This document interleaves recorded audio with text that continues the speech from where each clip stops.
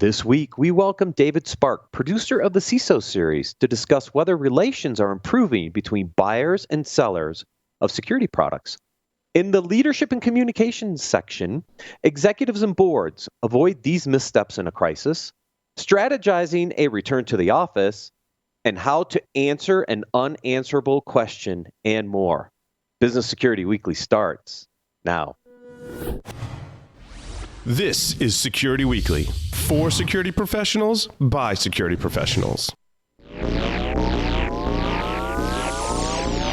Broadcasting live from G-Unit Studios in Rhode Island, it's the show where we explore the business of security to improve the security of business. Your trusted source for actionable insights on leadership, communication, and innovation. Get ready for Business Security Weekly. With over half of enterprise security budgets going towards detection and response in 2020, the challenge is investing in solutions that can migrate and scale with your business. ExtraHop helps security teams spot threats up to 95% faster and respond 60% more efficiently in hybrid and multi-cloud environments with cloud-native network detection and response. Kick the tires in the full product demo at securityweekly.com/ExtraHop. The question is simple. Have any of the systems on my network been compromised? The answer is harder than it should be. Enter AI Hunter. Active Countermeasures has automated and streamlined techniques used by the best pen testers and threat hunters in the industry to create AI Hunter, a network threat hunting solution that does the first pass of a hunt for you to identify systems that are most likely to be compromised and scores the results on a scale from 0 to 100. You can then research those systems in depth with AI Hunter. Focus your valuable time on the systems that need your expertise with AI Hunter. Sign up for a personal demo today at securityweekly.com/ACM. Welcome to Business Security Weekly. This is episode number 171, recorded April 27th, 2020. I am your host, Matt Alderman, here in Colorado. Joining me from G-Unit Studios in Rhode Island is my co-host, Paul Asadorian. Hey, good to be here, Matt. And on the lines, joining us remotely is Jason Albuquerque. Hey, great to see you, Matt Paul. All right, so now that I have both of you in the same podcast, what's up with this whole Gronk thing, right? I mean, I hadn't heard. What he got traded to Tampa Bay. He's coming out of retirement, man. They can take on retired players all day long. I'm good. Oh, but you missed him last season, and I'm just saying, that's some big news. Oh, I had to get that out there. Going cloud native, see how to integrate application security in our next webcast with Signal Sciences. Also, learn how penetration testing reduces risk in our May webcast with Core Security, a help systems company. Register for our upcoming webcasts or virtual trainings by visiting securityweekly.com/webcasts. You can also access our on-demand library of previously recorded webcasts and trainings by visiting securityweekly.com/on-demand. Each webcast will earn you 1 CPE credit as long as you've submitted your ISC squared number. If you have plenty of extra time while you're at home, catch up on your CPEs. Also, we have officially migrated our mailing list back to our original platform, so I apologize for all the craziness, but we are set. We've got our categories nailed down. And to keep them updated, please visit securityweekly.com/subscribe and click the button to join the list. All right, our guest is David Spark, who is the producer of the CISO series, a media channel of blogs, podcasts, and videos, all on the cybersecurity ecosystem. Just over a year old, the CISO series has hit a nerve in the InfoSec industry as it has acted as a much-needed mouthpiece for the dysfunctional yet much-needed relationship between buyers and sellers of security products. David is a veteran tech journalist and producer who has appeared in more than 40 media outlets. David, welcome to Business Security Weekly. Great to be here, and I am been following Paul's work for quite some time, so I appreciate you guys having me on your channel as well. Yeah, it's nice to have you, David. We've been following your work as well, so this is kind of like across the streams, sort of. Kind of. And I just noticed my color. I changed my colored background. It's exactly like Paul's colored background. That's right. It looks as if we're in the same studio, but we're 3,000 miles away. We had the same light. David, we have used some of your services in the past with former vendors, which we won't talk about here. But before we start with some of the background for the CISO security vendor relationship, just give people a quick background on David Spark, kind of where you came from, what you've done, and then we'll get into the topic. Very briefly, I'm a veteran tech journalist. I've been doing it for decades. Specifically, I've been covering cybersecurity for about 11 years. I own my own content marketing agency called Spark Media Solutions, and I work with a lot of security vendors. And then I also have a background. I've worked a lot in marketing and advertising, and I also, for many years, I also worked as a stand-up comedian too, as well. That's a good skill to have, especially on a podcast. I don't have those skills, by the way, so I'm a little lacking. So, give me the kind of the background on the CISO security vendor relationship. What were some of the issues, challenges you were seeing? Why did you decide to kind of tackle that interaction between the CISO and the security vendor? All right. Well, I've told this story a few times, so my apologies to anybody who's heard this before, but briefly, I'll say what happened late 2017. I was just noticing this behavior where there was a lot of trashing by CISOs of security vendors. And it was just really they kind of had come to their wits' end about all the communications that was happening by vendors towards CISOs. And they were just complaining. And every time you saw a panel of CISOs talking about vendors, it was all negative. There wasn't one positive thing that could be said about the outreach to CISOs from vendors. And so I started thinking about like all my clients, and whenever I asked them, the very obvious question of like, well, how do you want to reach out to the community? And they said, well, we'd like to reach out to CISOs. And it dawned on me, every single one of them was saying that. Every security vendor wants to reach CISOs. And they say it as if they're the first ones to come up with the idea. So I said, maybe I should. And then, by the way, I reached out to all my CISO friends and I said, are you getting hammered by security vendors? And across the board, yeah, they get hundreds and hundreds of messages, just, pounding them, asking for 15 minutes at a time or whatever. And so I decided, at the time I was writing some contributor articles for Forbes, and I said, maybe I should write about this relationship between CISOs and vendors. And I mentioned it to an analyst friend of mine who you guys might know, Adrian Sanabria, who used to work for 451 Research Group. And I said, what do you think about this topic? I was just bouncing the idea off of him. And he goes, do you know this guy, Mike Johnson, who at the time was the CISO of Lyft? And I go, no, who's Mike? He goes, he's been posting about this. And so I went and looked at his posts, and every time he posted about the relationship between CISOs and vendors, essentially about the latest breach happened. Well, if they had our product, that breach wouldn't have happened, which, by the way, CISOs have heard that line before, and it falls on deaf ears or more irritates them. And every time he posted something about that, thousands of likes and hundreds of comments. And when I saw that, I was like, well, there's something here. There's an audience for this, and it's a concern and it's demand. So I just started writing about it and putting a brand around it, and it just hit a nerve and it took off.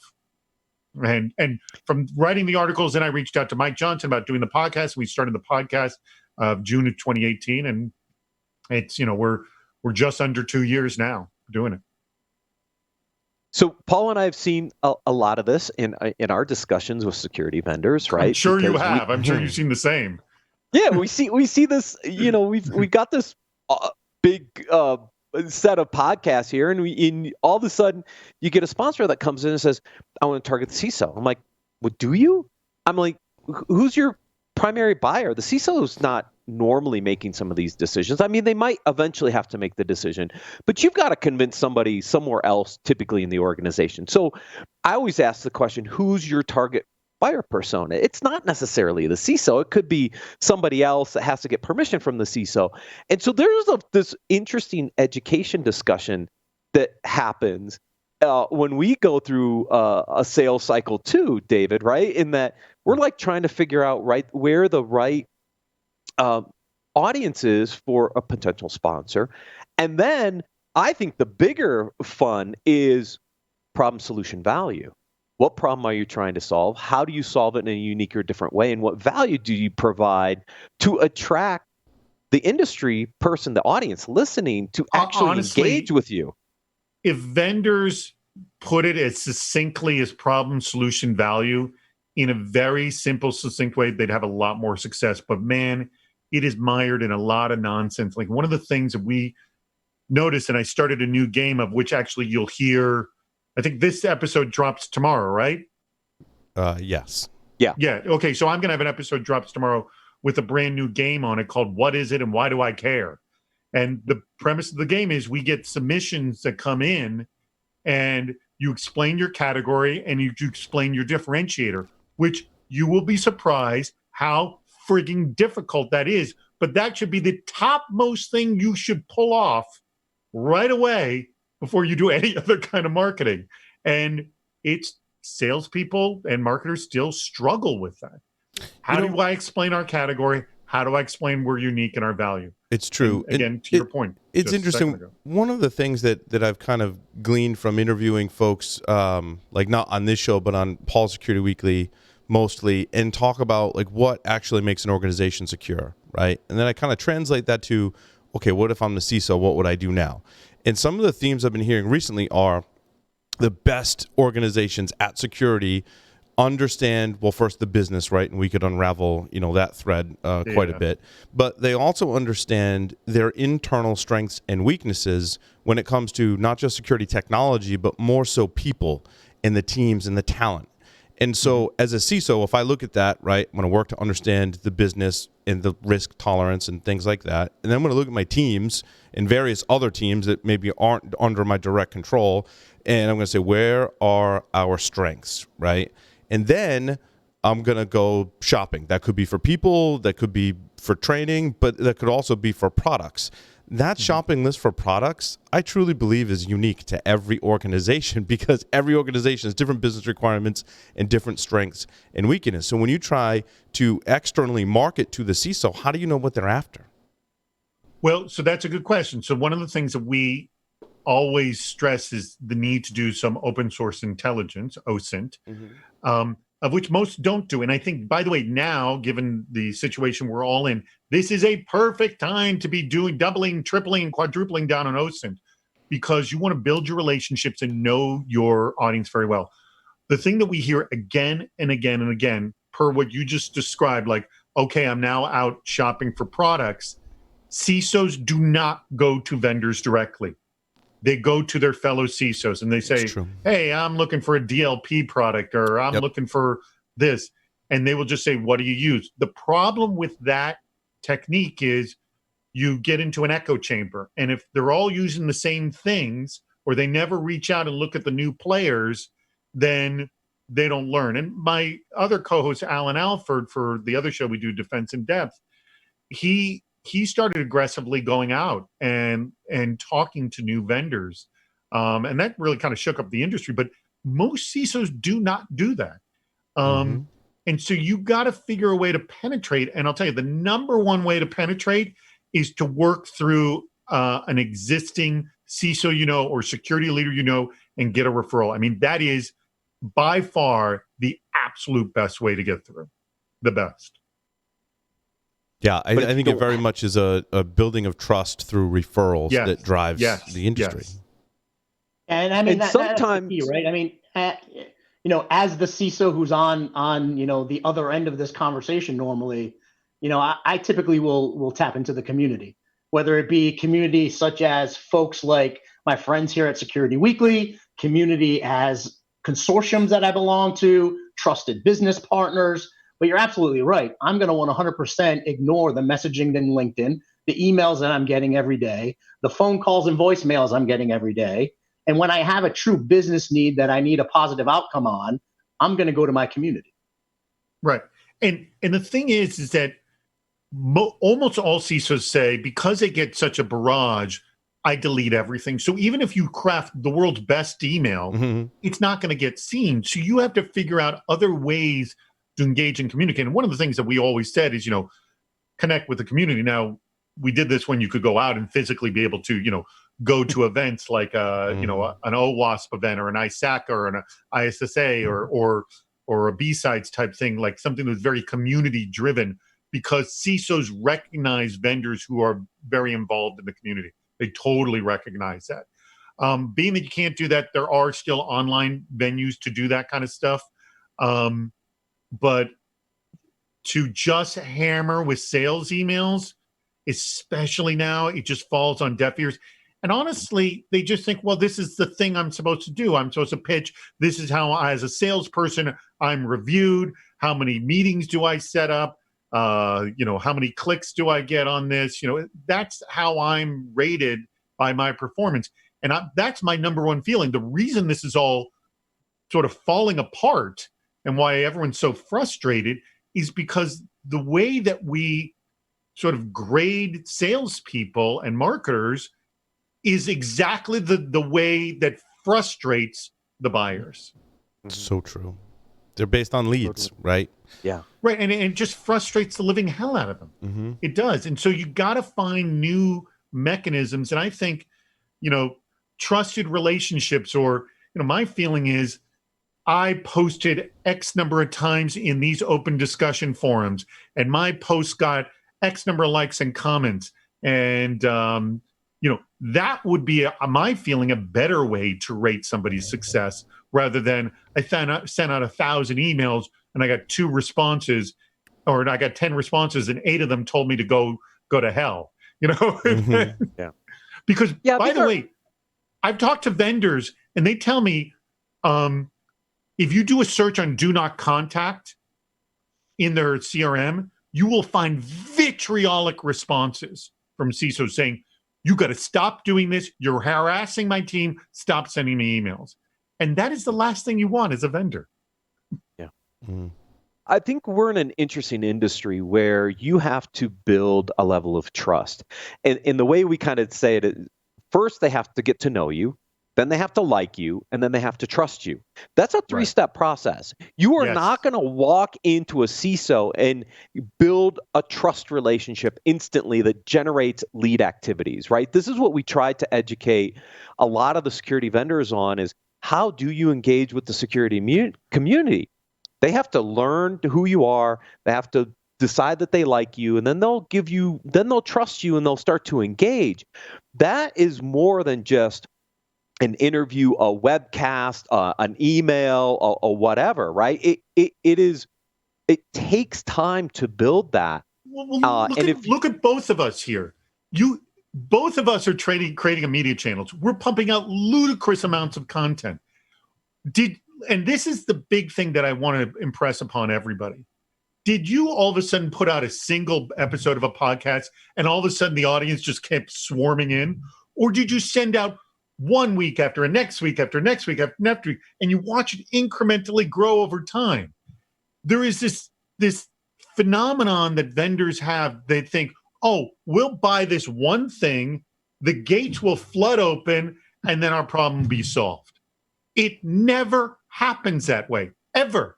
And I don't know why vendors keep assuming it's going to happen that way. It doesn't. In fact, there's no example in the history of all media, except for movies, where a single unit of anything built an audience.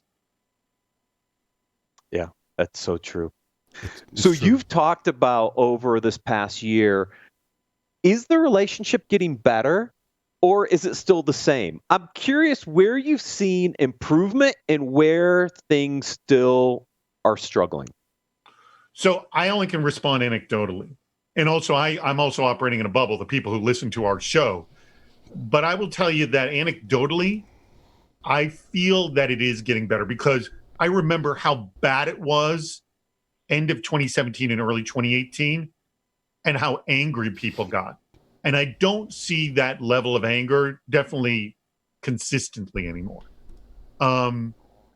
So I can only anecdotally say that I've seen it is improving, and that also the salespeople who communicate, who listen to our show, say, thank you so much for producing it. I'm learning what not to do and what to do, because that's one of the things we try to balance on the show. Anytime we say something negative, like, hey, you should stop doing this. And by the way, we talk a lot about just the job of working in security in general. We don't just talk about relationships between CISOs and vendors. But we always try to balance it. If we're going to say something negative like don't do this, we always balance it with here's a better way to handle that situation. So we're not seen as trashing the industry, but rather try to improve the bonds between the industry as well. And look, some of the nicest comments I've gotten have been like, if everyone listened to your show, the industry would change. One guy referred to me as a DJ at a CISO rave, which I loved that.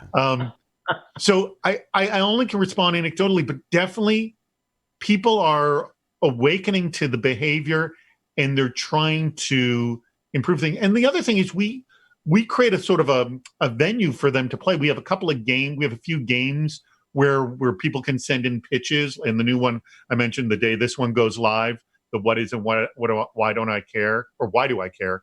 So we give them an opportunity to sort of test their pitches in front of our CISOs. And so, because we also have another game like, what do you think of this pitch, where people will just send in pitches. I also have CISOs sending in the worst pitches they ever see, and I read those on air, but I scrub the names of the people in the company as well.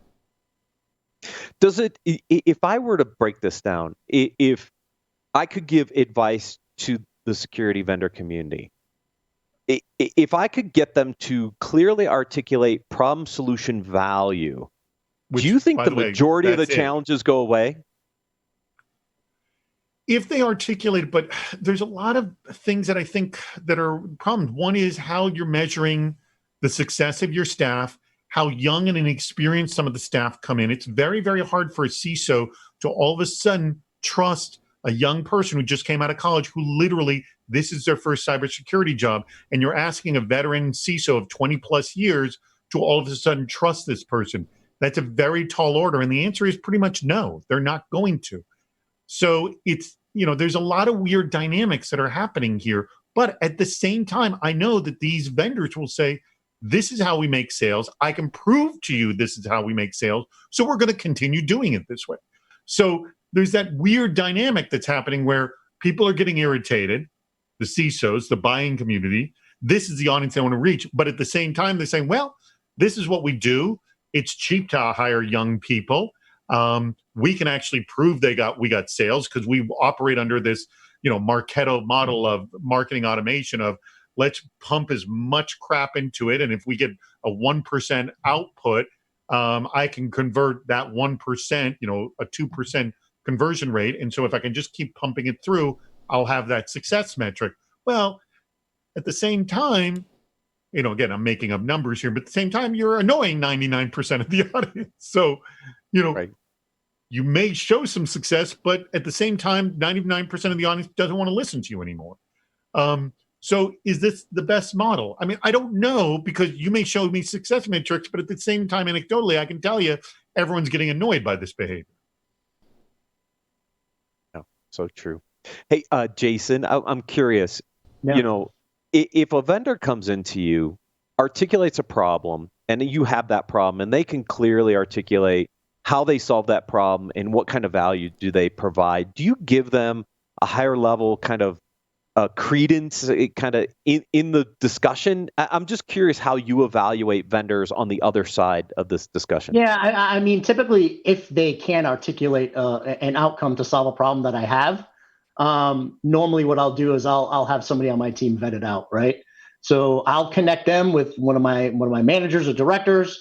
They'll have some conversations with that vendor, and if it truly does meet the muster, then it passes go, and we can start having deeper conversations.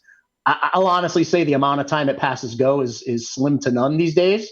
When it's brought up in that faction, right? I mean, I will say that I've gotten more success out of going to community relationships that I have, and I'll be honest with you, I've been listening to your podcast, David, for close to a year now, right? So it's one of those scenarios where it's having this community, and the community just isn't always people you have relationships with. It's trusted mediums, trusted blogs, trusted folks that you actually listen to in the industry, the folks that are here on Security Weekly. I mean, I've pinged Paul a few times on different technologies. So I take a little bit more credence in that than I would with the cold calls and somebody trying to trying to win my business through LinkedIn or through email or through voicemail, simply because 90% of the time they can't truly articulate the value they're going to bring.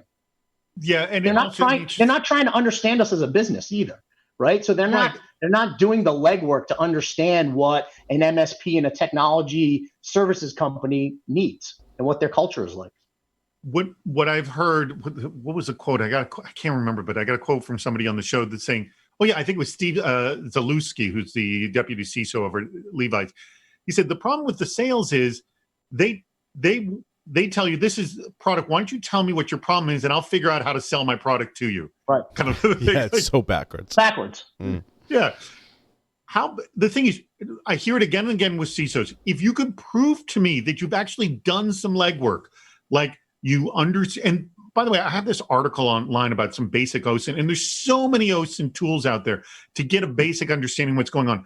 The other thing is, if it's like some type of online service, go through the website, go through the ordering process, understand the different elements, see if you can understand where there might be some security concerns. If you can do that and then talk to them and go, hey, I actually went through your ordering process and I noticed that there's this element. Do you have, some security backing to cover these, different processes you have? And again, I don't know what exactly to sell, but if you can articulate that and show it and say, hey, by the way, we have a solution that deals with this very issue, you will get, and by the way, you do that, and you also get an introduction from somebody else, your success rate will be humongous rather than 1,000 spammed emails, pissing off 999, maybe one response. You gotta sort of see where they are.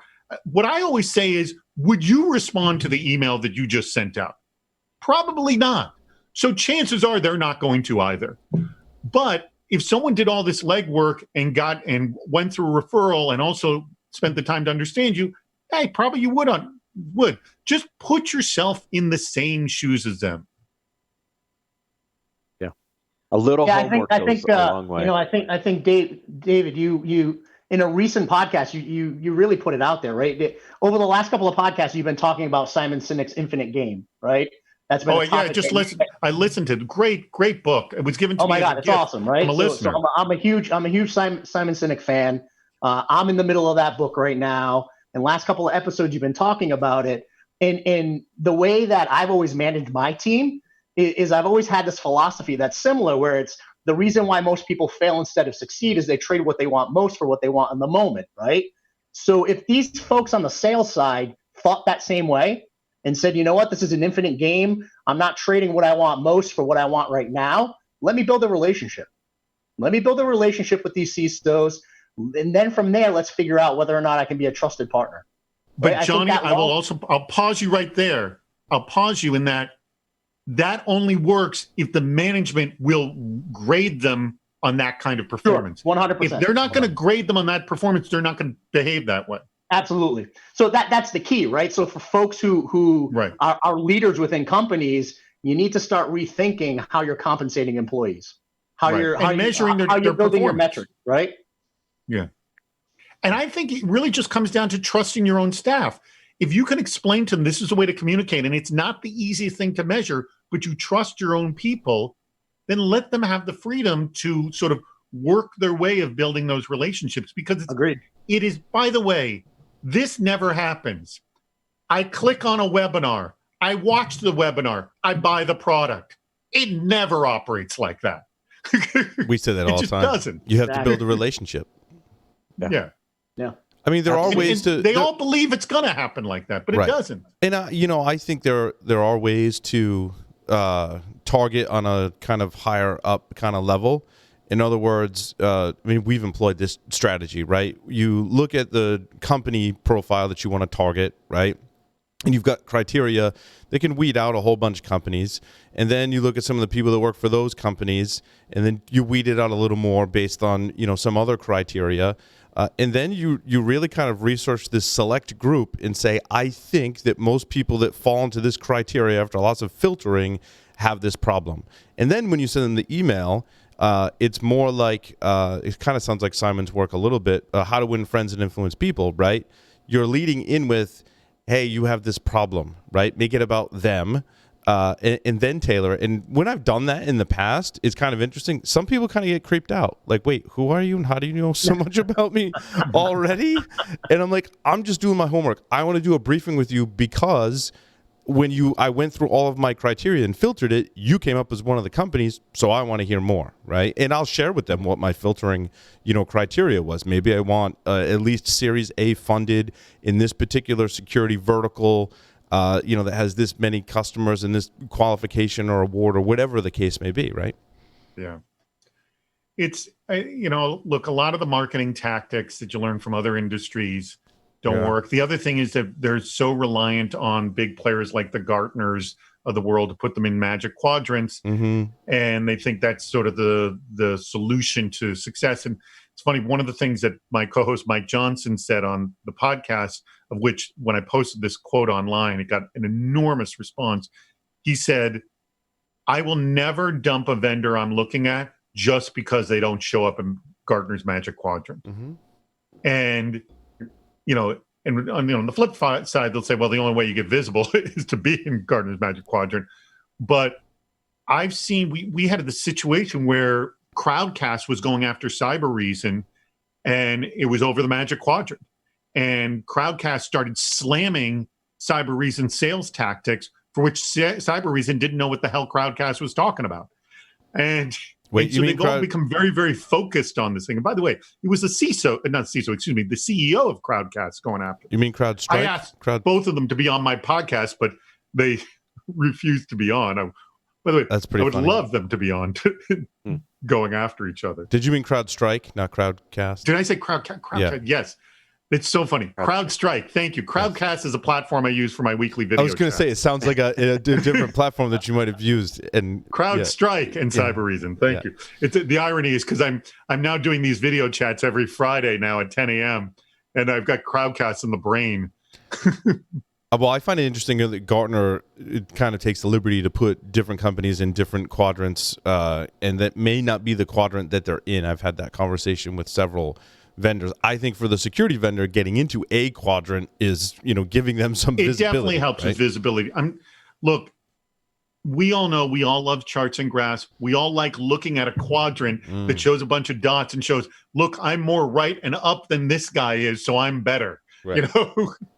Because that's how we want to look and rate people. We want to rate them by the number of their stars or whether they're up and to the right as compared to my competitor.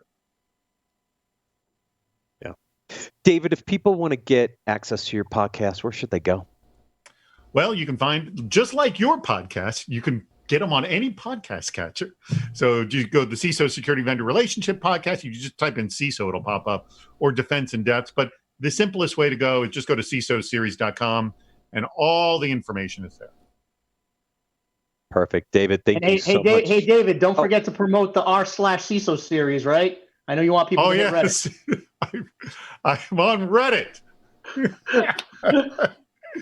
I've been plugging that. Actually, I don't have a major link to that on the site because I haven't updated. But yes, I've been trying to get more people to Reddit. It's my attempt, and it hasn't been so successful. Lovely. David, thank you so much for joining us on Business Security Weekly. Thanks for having me. I can tell Jason enjoyed it immensely. And with that, we'll take a quick break and then cover the leadership and communications articles for this week.